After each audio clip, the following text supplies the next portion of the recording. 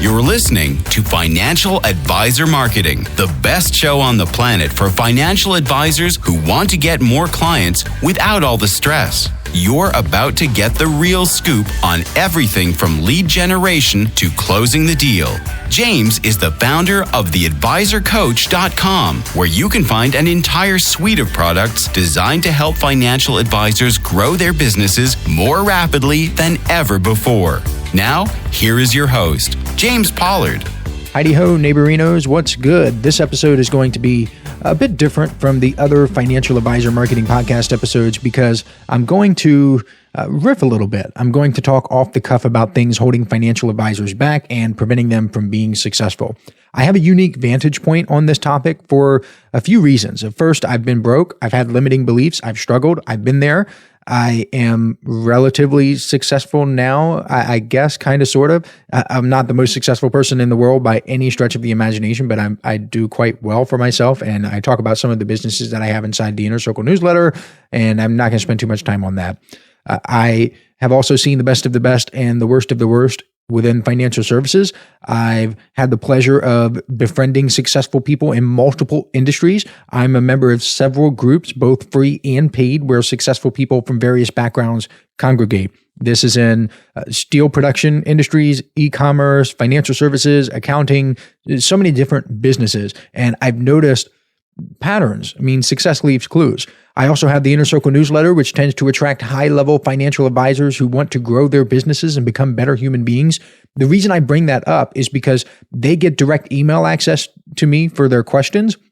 So I get to see what they're thinking, how they're feeling, the challenges they're facing, and so much more. I get to compare and contrast their situations with other financial advisors, and I see obvious patterns there too. I see obvious differences. I want to share those differences with you in this episode. But before I do that, I want to let you know that the upcoming January Inner Circle newsletter is going to be phenomenal. There's going to be a link to a 55-minute video bonus on the last page all about how financial advisors can conquer call reluctance. It's with someone I personally hired in 2015 to help me overcome call reluctance, and it transformed my life for the better. Yes, I had call reluctance. I struggled with it. I hired this person. She helped me. It changed my life like you wouldn't believe. And she is going to help Inner Circle members as well. I call it prospecting reluctance. The industry term is call reluctance, but I call it prospecting reluctance because reluctance can take many forms, but the official term is like linked to the phone.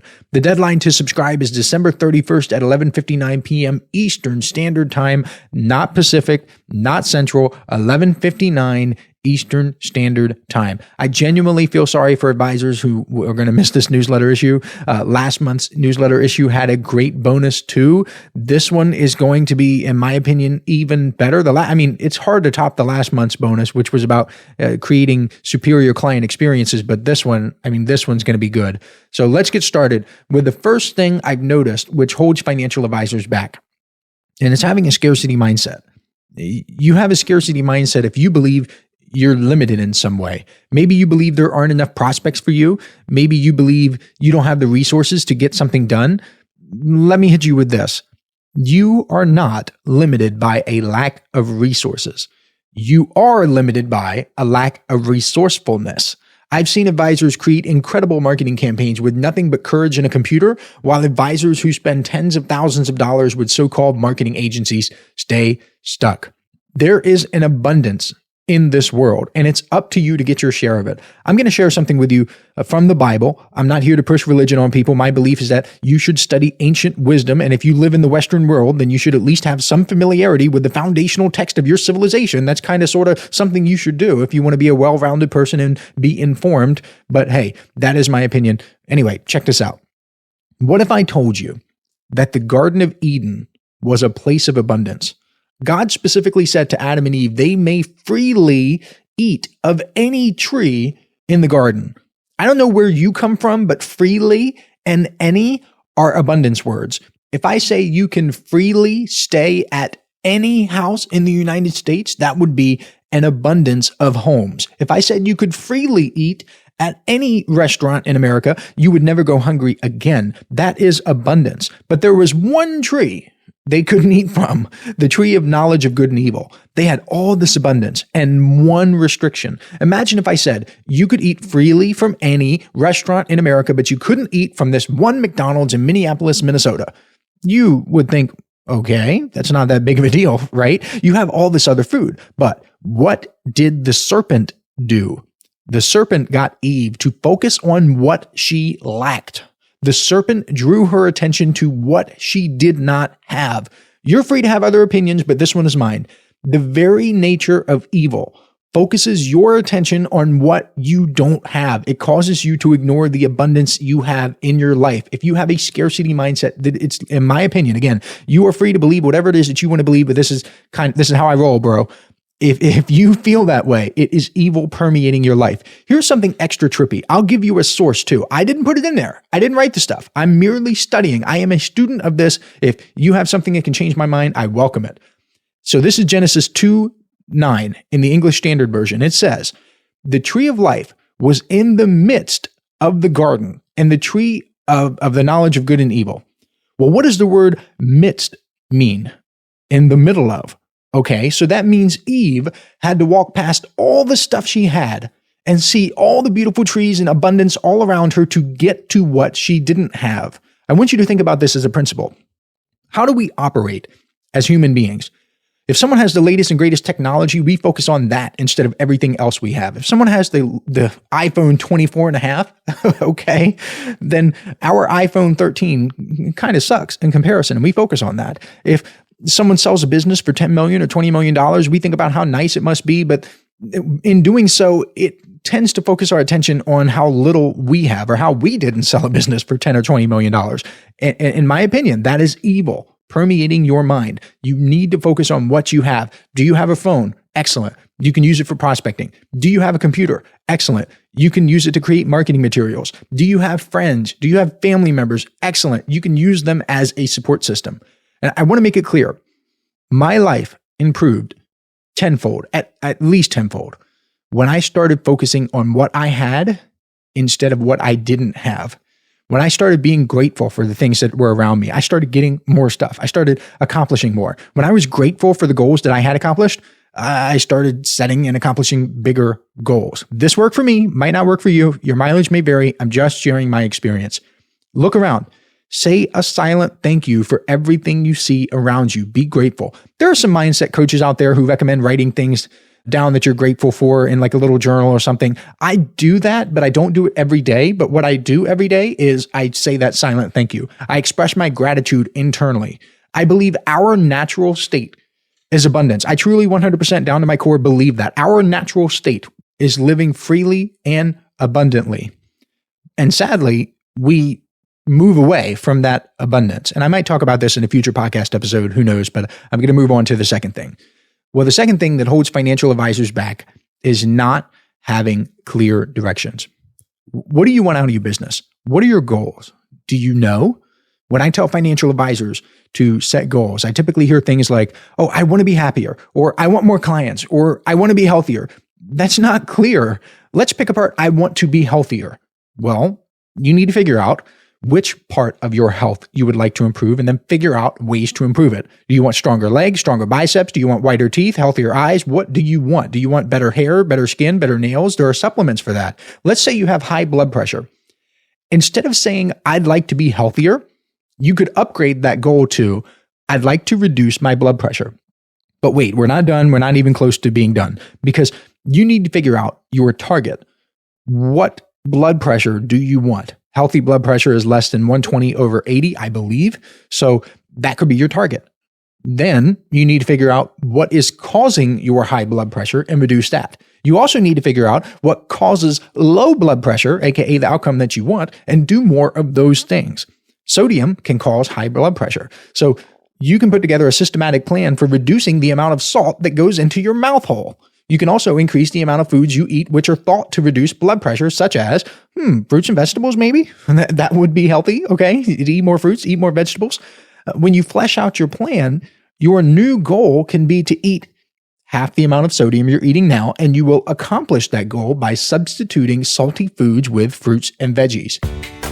Hey, financial advisors. If you'd like even more help building your business, I invite you to subscribe to James's monthly paper and ink newsletter, The James Pollard Inner Circle. When you join today, you'll get more than $1,000 worth of bonuses, including exclusive interviews that aren't available anywhere else. Head on over to theadvisorcoach.com/coaching to learn more. When you set your goals this way, based on concrete, measurable activities, the score really takes care of itself. And the same thing happens with financial advisors who want more clients. You need data. You need specificity. When you combine those things, then you have a clear direction. You can say, my goal is to send 50 LinkedIn connection requests to prospective clients per week. That's clear. It either happens or it doesn't. There is no ambiguity. You can say, my goal is to send out 100 direct mail pieces per week. That's clear. It either happens or it doesn't. Lewis Carroll once said, if you don't know where you're going, any road will get you there. And that is so true. Don't fool yourself into thinking more clients is the destination. That's like me saying, I want to go north. Okay, that narrows it down. North is not south. North is not west or east. But what exactly is north in relation to where I am? I'm in Delaware. North could mean Pennsylvania. It could also mean Maine. It could mean Canada or the North Pole. Those are very different locations. But if I'm in Naples, Florida, and I say I'm going to drive north on 41 for 10 miles, I will almost certainly end up near Vanderbilt Beach. Assuming Vanderbilt Beach is my destination, I now have a much clearer path to get there than north. This stuff isn't complicated, but it requires the hardest work in the world, which is thinking. The third thing that holds financial advisors back is a lack of belief in themselves. This could be an entire podcast episode by itself, but I want to touch on it because I have something to say that I think can help a lot of people. Sometimes it's okay not to believe you can accomplish a goal. What? Why would you say that? Isn't it important to believe in yourself? Yes, but sometimes you don't have any evidence confirming that you can accomplish the goal. Most of the time, rock solid belief comes from evidence. If I flip a light switch, I have a very strong belief that light bulbs will either turn on or off when I do it. I've done it so many times, I don't have to consciously think about if it will happen or not. Compare that to something with a little less belief, like setting a new personal record in the gym. Let's say you've never benched 315 before, but you have benched 305.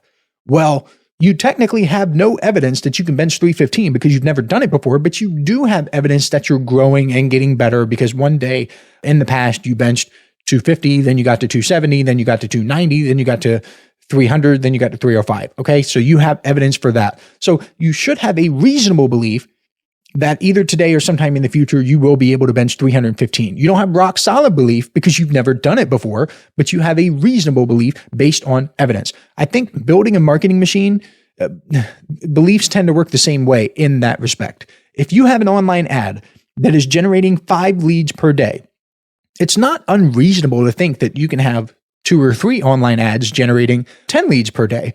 Why? Because you have evidence that you've done part of it. It's just that you haven't done the real thing yet. You have evidence that you're getting there. If you're just starting out and you've never generated any leads online, of course your belief isn't going to be as strong. That's to be expected. I think people sabotage themselves by thinking their belief should be as strong as it is when flipping a light switch when they have no basis for such beliefs. If you've never networked on LinkedIn before, then it's natural for your beliefs to be shaky. But once you begin seeing results, your beliefs will get stronger. The fourth thing, preventing financial advisors from being successful, it's their companies. This one might hurt some feelings, but I'm merely calling it like I see it. I've given this example a few times on this show before, but I think it illustrates my point well. I want you to imagine that Coca-Cola can advertise everywhere. In radio, in print, on television, on social media, in billboards, everywhere. Coca-Cola, wherever you look, Coca-Cola's there. But Pepsi is only limited to billboards. Do you think it would take long for Coke to obliterate Pepsi? Of course not. But that's what's happening in the financial services industry. There are financial advisors out there who are limited when it comes to things like LinkedIn and email marketing. These are 2 of the most effective marketing channels you can have. If you can't use them to their fullest potential, then you are like Pepsi being only allowed to advertise on billboards. The goofiest part is that these compliance departments paint with a broad brush because they have to serve the lowest common denominator. And I get it. I totally get it. If you're running a big company, then yes, you have to cater to the lowest common denominator. I totally understand, but I'll give you an example. Some companies will put a blanket ban on using email autoresponders, like the technology itself. I'm not talking about the content in the emails, even though the content might not talk about money at all, might not talk about investments, and might not make any claims whatsoever. Even if the content of the emails is 100% compliant outside of email form, these companies still hold advisors back by refusing to allow them to use email, or email autoresponder. It is 100% unadulterated stupidity. The emails that I teach financial advisors to use are story-based, they're informative, they're entertaining, they don't talk about money, or at least they shouldn't. They don't talk about investments, or at least they shouldn't, although I see financial advisors to have money stories and stuff, and I just say, no. But hey, people are going to do what they want to do. Even though they would be 100% compliant outside of the email format. The minute they take this and put it into an autoresponder, the company says, wait, what are you doing? Don't do that. You can't use technology. What are you trying to do, dummy? Are you trying to make your life easier? And they just clamp down. And it's asinine. It really is. The fifth thing preventing financial advisors from being successful is prospecting reluctance. And I began the show by sharing that the upcoming January Inner Circle newsletter issue will have a special bonus all about call reluctance, which I also call prospecting reluctance. You can subscribe to the newsletter at theadvisorcoach.com/coaching. Make sure you lock in your spot by December 31st at 11:59 p.m. Eastern Standard Time. Deadlines exist for a reason. I say that all the time. People don't take me seriously. They think if they subscribe on January 4th that they're going to get the January issue. No, that is not how it works. You have to subscribe by December 31st. Deadlines are there for a reason because we ship it out. We send it to the printer and then it ships out. Like, we're not holding the bus back for you.